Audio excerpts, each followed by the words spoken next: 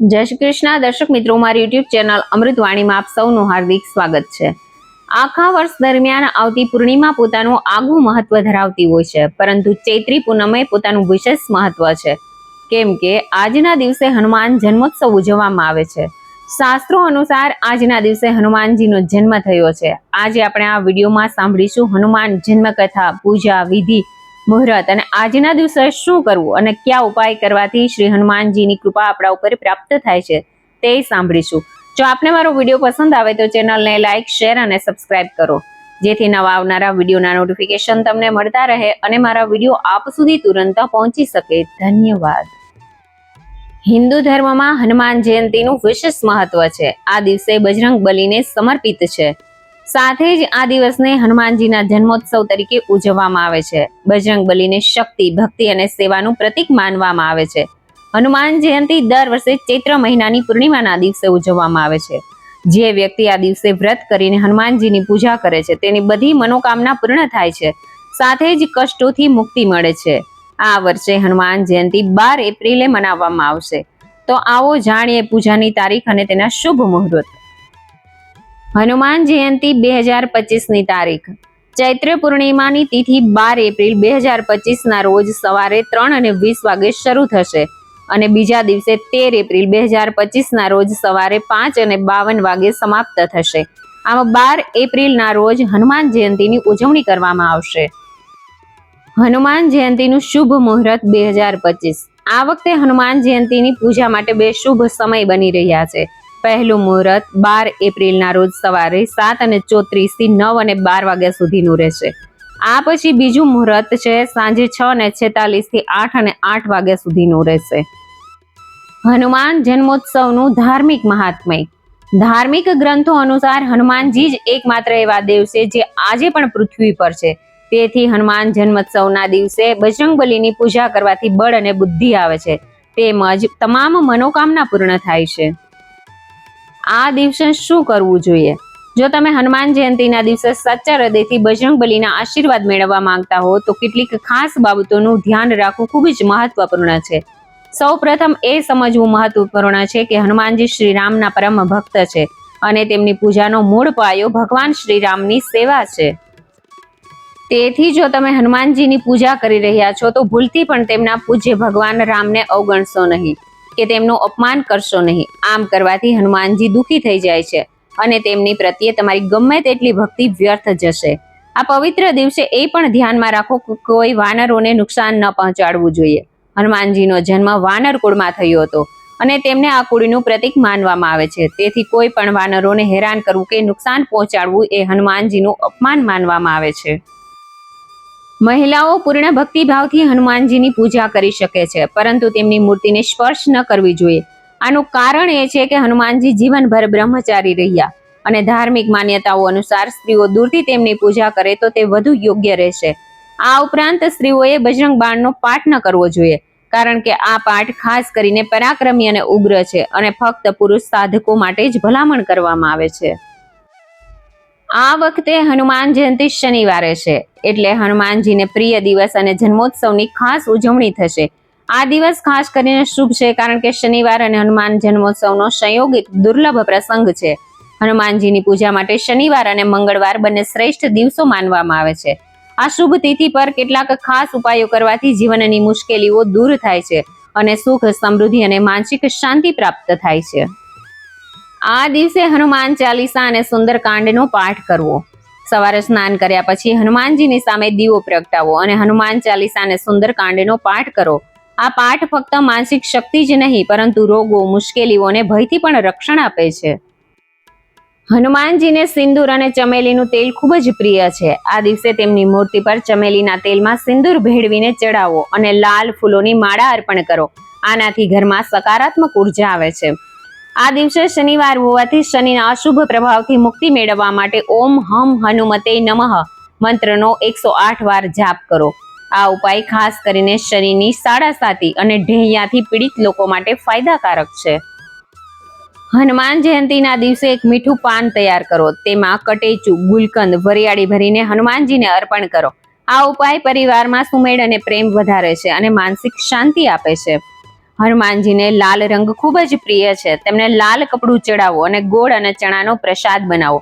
બાદમાં આ પ્રસાદ લોકોમાં વહેંચવો જોઈએ. આ ગરીબી અને દેવામાંથી મુક્તિ આપે છે.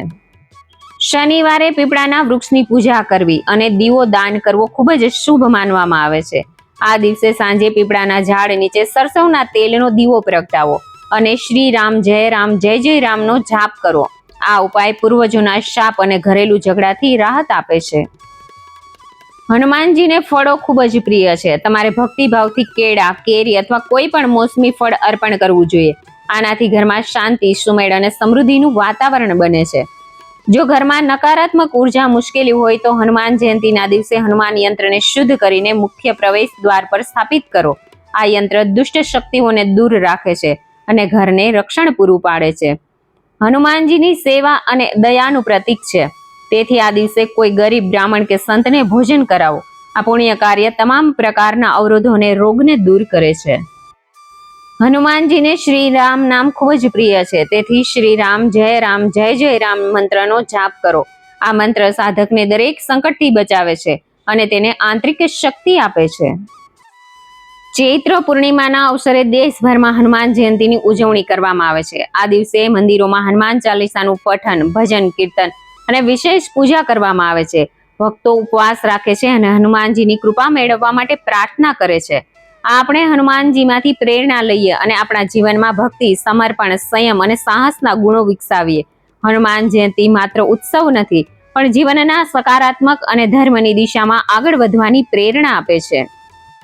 હનુમાનજી એટલા શક્તિશાળી હોવા છતાં તેઓ કદી અહંકાર ન ધરાવતા. તેઓ હંમેશા સમર્પિત અને નમ્ર રહ્યા.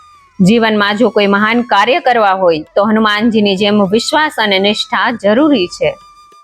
શ્રી હનુમાનજીની જન્મકથા. વાલ્મીકી મુનિએ હનુમાનજીની જન્મકથા વર્ણવી નથી, પરંતુ જુદા જુદા દેવોના પુત્ર તરીકે ઓળખાવેલ જોવા મળે છે. જેમ કે વાયુપુત્ર, કેસરી સુત, શંકર સુવન વગેરે. એટલે જ તેના જન્મ વિશે નીચેની કથાઓ આપણે સાંભળીએ.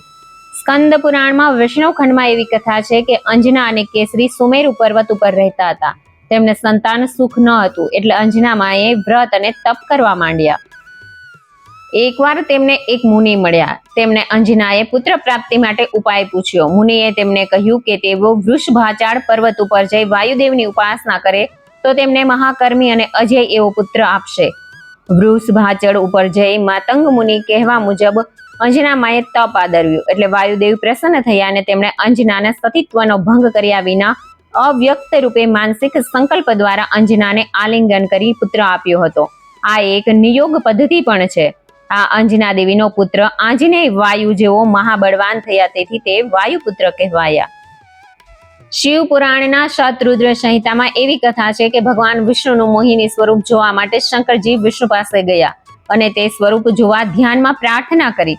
ભગવાન વિષ્ણુએ પોતાના પ્રભાવથી માયાથી તે દિવ્ય સ્વરૂપનું દર્શન કરાવ્યું.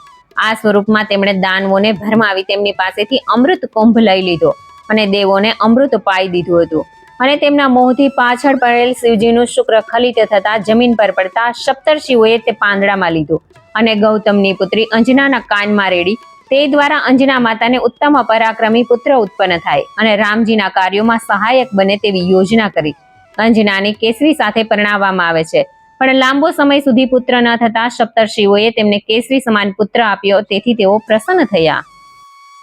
હનુમાનજી જ્યારે નાના હતા ત્યારે તેમણે સૂર્યને ફળ સમજી ખાવા પ્રયત્ન કર્યો. તેથી ઇન્દ્રએ વજ્રથી તેનું જડબું બંધ કર્યું.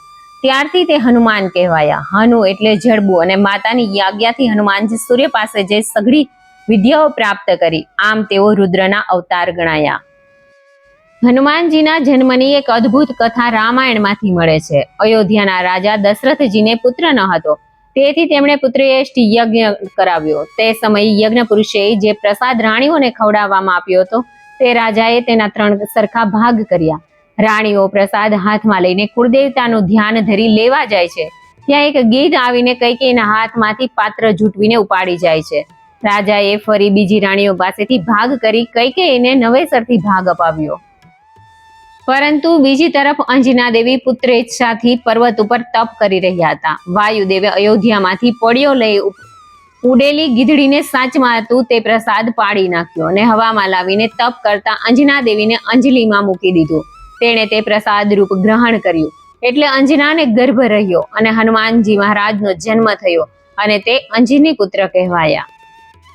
આપણા શાસ્ત્રો અને પુરાણોમાં એકની એક કથા જુદા જુદા સ્વરૂપે કહેવાય છે. આમ કલ્વલીદે જે વૃતાંત મળે છે તે આરાધ્ય દેવની લીલા સમજી આપણે હનુમાનજીની નિષ્ઠા, કારુણ્ય, દક્ષતા, બુદ્ધિમત્તા, અતુલિત બળની આરાધના કરી જીવન સફળ કરવું જોઈએ. હનુમાનજી મહારાજ બાળકથી માંડી સર્વ ઉપર સર્વ વર્ગના આરાધ્ય દેવ છે, કારણ કે કાયરતા પ્રભુને પસંદ નથી. રામજીના કાર્યો માટે હનુમાનજીનો જન્મ, સત્કાર્યનું પ્રેરક બળ હનુમાનજી છે. કવન સો કાજ કઠિન જહ માહી, જો વાહી કોઈ તાત તું મહ પાહી. રામ લાગે તવ અવતરા, સુન તહી ભયું પવે તકારા. જગતમાં એવું કયું કઠિન કામ છે જે હનુમાનજીથી થઈ ન શકે? રામ કાર્ય માટે જ આપનો અવતાર છે. રામકાજ એટલે માનવતાના કાર્યો, રામ કાર્ય એટલે જ સત્કાર્યો, રામ કાર્ય એટલે પરહિતકારી કાર્યો. જે કોઈ અત્યારે પણ સત્કાર્યો કરે છે તે જ રામ કાર્ય છે અને અવશ્ય હનુમાનજી જ તેમાં મદદ કરે છે અને ભક્તોના તે સત્કાર્યના સંકટનો નાશ કરે છે. બસ એ જ એમના જન્મ સ્મરણની પ્રેરણા છે. કોન સો સંકટ મોર, ગરીબ કો જો તુમ સા નહીં જાત હે ટારો. જે મનુષ્ય હનુમાનજીની જન્મ કથા સાંભળે છે, ભગવાન તેના ઉપર પ્રસન્ન થઈ તેની સર્વે મનોકામના પૂર્ણ કરે છે, તેને બળ, બુદ્ધિ, શક્તિ આપે છે. બોલો હનુમાનજી મહારાજની જય. બોલો બજરંગબલીની જય. જય શ્રી રામ.